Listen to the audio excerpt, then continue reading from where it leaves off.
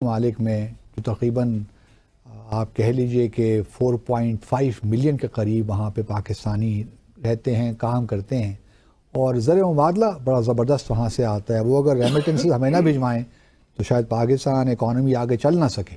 اس کی سمجھ نہیں آ رہی کہ پاکستان کی لیڈرشپ جو ہے وہ کمپلیٹلی خاموش ہے کہ کیا ہو رہا ہے. اسرائیل کی غزہ میں آگ اور خون کی ہولی. صہیونی جنونی فوج کے رہائشی آبادیوں، اسپتالوں اور اسکولوں پر حملے جاری ہیں. فوج نے غزہ پر رات کو بڑا فضائی حملہ کر دیا. المغازی کیمپ پر حملے میں 30 افراد شہید ہو گئے.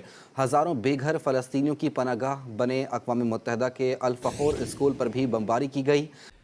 تو کیا ان کے ایشوز ہیں، اور آج کل خاص طور پہ کن ایشوز کا ان کو سامنا کرنا پڑ رہا ہے؟ کیونکہ ہم جانتے ہیں کہ بھارت ایک ایسا ملک ہے جو جہاں کہیں بھی پاکستان کے مفادات ہوں گے وہ کوشش کرے گا کہ پاکستان کو انڈرمائن کریں.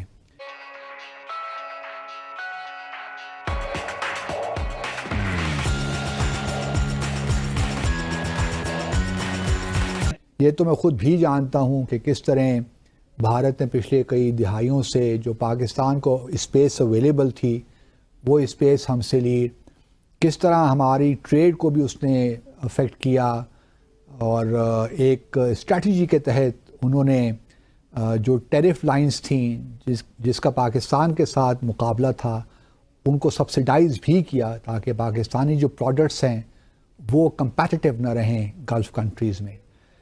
تو ہمارے لیے لازم تھا کہ ہم اپنے مفادات دیکھتے کہ کس طرح ہم اپنی جو لیبر مارکیٹ ہے، ورک فورس ہے پاکستان کی، وہ وہاں بھجواتے. کوئی ہماری ایک پالیسی ہوتی تاکہ ریمیٹنسز ہماری زیادہ ہو سکتیں. پھر آبویسلی آپ کے پاس اتنی اپرچونٹیز ہیں. سعودی عرب میں مثال کے طور پر MBS کا آپ ویژن 2030 دیکھ لیجئے، ان کا اس میں پاکستانیوں کے لیے بے شمار اپرچونٹیز ہیں.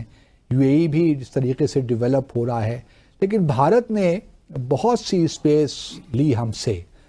اب ہمارے پہ لازم ہے کہ ہم ری وزٹ کریں ڈرائنگ بورڈ پہ اور دیکھیں کہ پاکستان کو کون کون سے ایسے اسٹیپ لینے ہیں. کہ سعودی عرب میں ہماری پاکستانیوں کی تعداد تقریباً 2.6 ملین ہے، 26 لاکھ کے قریب. 2.64 ملین. اچھا، تقریباً 26 لاکھ 26 لاکھ کے قریب ہے. بالکل. تو پاکستانیوں کو جو اس وقت کیا ایک خاص جو ایشو ہے وہ کیا ہے جو وہ فیس کر رہے ہیں؟ اچھا، ہمارے پاکستانی بیسیکلی اگر آپ سعودی عرب اور یا گلف سٹیٹس کی ہسٹری دیکھیں، ان کی ڈیولپمنٹ میں پاکستانیوں کا بڑا ہاتھ ہے. جتنے بھی پاکستانی جاتے تھے یہ بڑے اسکل لوگ جاتے ہیں، skill plumber, skill welder, skill mason, skill carpenter, skill electrician. اس وقت جو صرف ان کا اسکل ہوتا، سرٹیفکیشن پروگرام نہیں تھا. کوئی سرٹیفکیٹ کی اتنی ضرورت نہیں ہوتی، تھوڑا بہت کسی ورکشاپ سے سرٹیفکیٹ لیا. گورنمنٹ آف پاکستان نے اس چیز کو آگے نہیں کیا. اب بیسیکلی وہاں پہ یہ ہوا کہ جتنے بھی گلف اسٹیٹ ہے وہ سب لائسنسنگ مانگ رہے ہیں. Blue collar worker and white collar worker دونوں کو انہوں نے کہا لائسنسنگ اور سرٹیفکیشن کروا. لیکن پہلے جو پاکستان سے لوگ جاتے تھے ان گورنمنٹس کی بھی ریکوائرمنٹ نہیں تھی کہ وہ سرٹیفکیٹ دیں یا کوئی لائسنس. بالکل، وہاں یہ کلچر ہی نہیں تھا، وہ نہیں تھا. جبکہ امریکہ میں ہے، آسٹریلیا میں ہے، یورپ میں ہے. جس طرح اگر آپ کسی چیز کے لیے اپلائی کرتے ہیں تو آپ کو ڈگری تو ہونی چاہیے. جی ہاں، مگر نہیں، اب ڈگری ہمارے لوگوں کے پاس تھی. جیسے ٹیچر ہے ڈگری تھی، اب اس ڈگری کی اٹیسٹیشن نہیں ہوتی، اس کی ایویلویشن نہیں ہوتی. اب انہوں نے اپنی ایک ریکوائرمنٹ رکھی ہے کہ اگر آپ ٹیچر بن رہے لیول 1 کے ٹیچر ہے تو یہ ریکوائرمنٹ آپ پوری کریں، جس میں اٹیسٹیشن ہے اور فردر اس کی سرٹیفکیشن ہے. تو اٹیسٹیشن میں کیا ایشو ہے پھر؟ اٹیسٹیشن میں ایشو یہ آ رہا ہے، جیسے سپوز میری ڈگری ہے، اب لوگوں کو وہاں سے یہاں پاکستان آنا پڑتا ہے. نہیں تو وہ ہمارے ایمبیسی یا کانسلیٹ جنرل کے تھرو نہیں ہو سکتا. دیکھیں ہمارا جو سسٹم ہے بیسیکلی میں گورنمنٹ پہ وہ نہیں کرنا چاہتا. ہمارا سسٹم آج آپ کھل کے بات کریں. اچھا، میں کھل کے بات کروں. یہ پروگرام اس لیے مشہور ہے کہ یہاں کھل کے بات واضح صاحب، میں پچھلے 5 دن سے صرف اسی پرپس کے لیے آ رہا ہوں. میں اپنا پیسہ ٹائم سب خرچ کر کے صرف ہر منسٹری سے مل رہا ہوں. HSE سے ملا ہوں، NAFTAC سے ملا ہوں، منسٹری آف اوورسیز سے ملا ہوں. سب لوگوں سے، جتنے بھی لوگ ہیں میرے، جیسے آپ کو ہم نے ایکٹیویٹ کیا، تو ان سب کو جو میں نے دیکھا ہے سسٹم از ناٹ سپورٹیو. اب صرف NAFTAC میں سعودی گورنمنٹ نے NAFTAC is national vocational technical training. جی ہاں. اس میں انہوں نے گورنمنٹ آف سعودی عرب نے ایک تکافل پروگرام شروع کیا. اب ہمارے جتنے لوگ بھی جاتے ہیں اب تقریباً 60,000 لوگ کہہ رہے تکافل پروگرام کے تحت گئے. یہ تو چلے گئے, یہ تو سیف ہو گئے, سعودی گورنمنٹ اور گورنمنٹ کا ہو گیا, بٹ جو لوگ پہلے گئے وہ بیچارے ڈینجر میں ہیں. ان کے لیے یہ ہے کہ ان کو سرٹیفکیشن چاہیے. اب وہاں پہ سعودی گورنمنٹ ایک انڈین کمپنی کو دیا ہے سعودی, انہوں نے کیا دیا انڈین گورنمنٹ کو, کہ کیا ان دیا؟ کے سرٹیفکیٹ سرٹیفائی آپ کرائے, ان کی اٹیسٹیشن آپ کرائے. اچھا. سو منصور صاحب کے ساتھ میری بات ہو رہی تھی, انہوں نے کہا کہ جناب یہ انڈین کمپنی ہمیں فیک سرٹیفکیٹ بیچتے ہیں, اور اس فیک سرٹیفکیٹ کو جب ہم نے کہا اس کو اوریجنل بیچ دو تو وہ غائب ہو گئے. اب ان کے فیک سے کیا مراد ہے؟ فیک سے مراد سرٹیفکیٹ جعلی. نہیں, جعلی سرٹیفکیٹ وہ کس طرح بھجوا سکتے ہیں؟ بس وہ کسی سے بنا لیا, وہ فیک بنا لیا, جیسے میری کمپنی کے نام پہ بنا لیا, مجھے پتہ ہی نہیں ہے. اب یہ کہ because Sindh technical training board کا جو سسٹم نہیں ہے, تو اس میں انڈین کمپنی کو کیا فائدہ ہے اس سے؟ دیکھیں ہمارے اگر suppose Sindh technical training board نے 2 سرٹیفکیٹ بھی جعلی انہوں نے جلدی میں نکل گیا تو یہ تو بدنام ہو جائے. سعودی اس کو بتا دیں گے یار یہ تو جعلی ہے. ہمارے انڈیا کیونکہ اپنے اینگل سے بات کر رہا ہے, اپنی چیزوں سے دیکھ رہا ہے, ان for them this is West Asia, وہ they are calling it West Asia. And یہ جو نامن کلیچرز دینا ہوتا ہے نا, that's very significant in global politics.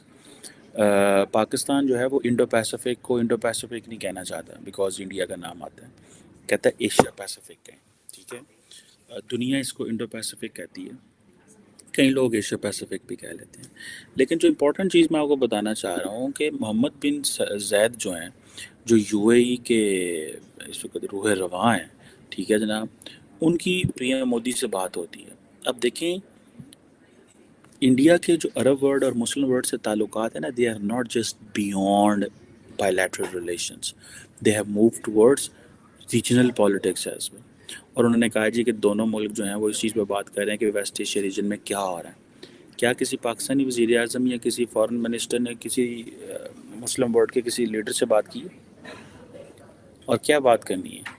India کی کیپیسٹی جو ہے ہیومینیٹیرین سچویشن, سیکیورٹی سچویشن کو کاؤنٹر کر سکتا ہے, ہیومینیٹیرین اسسٹنس دے سکتا ہے, ہیومینیٹیرین سچویشن مینیج کر سکتا ہے. وہ کہتے ہیں جی ہم یہ بھیجیں گے وہ بھیجیں گے, کیونکہ انڈیا اپنے آپ کو پروجیکٹ کرنا چاہ رہا ہے ایک امپورٹنٹ کنٹری, اینڈ پرٹیکولرلی جی ہم گلوبل ساؤتھ کی لیڈرشپ ہے ہمارے پاس اور یہ کریں گے وہ کریں گے.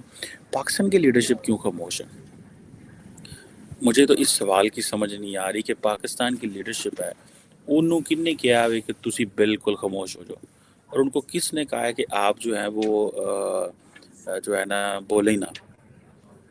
اور محمد بن زید جو ہے وہ he is happy to talk to anyone but not Pakistani leadership. ایک کیئر ٹیکر گورنمنٹ, اس کی ویلیو کوئی نہیں, اس کو تو ہوسٹ کوئی نہیں کرنا چاہتا. اچھا مزے کی بات یہ ہے کہ نریندر مودی کی فلسطین, کیا پاکستانی کسی لیڈر کی فلسطین کے صدر سے بات ہوئی ہے؟ نہیں. اسرائیل سے ہم بات کر نہیں سکتے.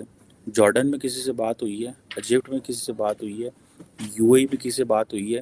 ان تمام ملکوں میں نریندر مودی کی بات ہوئی ہے, اور پاکستان لیڈرشپ بالکل completely out of the radar ہے. اچھا مزے کی بات ہے یہاں پہ اس حد تک کہ برطانیہ کے جو وزیر اعظم ہے رشی سونک صاحب, ان سے بھی بات ہوئی ہے ویسٹ ایشیا سچویشن پہ. کیا بات کر رہا ہے انڈیا, کیا ڈسکشن کر رہا ہے؟ ساتھ ہی وہ بات کرتے ہیں جی ہمارے اپنے بائی لیٹرل اسٹریٹجک پارٹنرشپ ہے, trade, investment, defence, security, technology, people to people contact, یہ وہ لٹرم پٹرم, وہ ساری باتیں کرتے ہیں. ایٹ دا سیم ٹائم وہ یہ بھی بات کر رہے ہیں جی وہاں پہ کیا ہو رہا ہے. وہ تو یہ طریقہ کار انڈین لیڈرشپ کا ہوا نہیں کرتا تھا. یہ طریقہ کار انڈین لیڈرشپ کا ہوا نہیں کرتا تھا.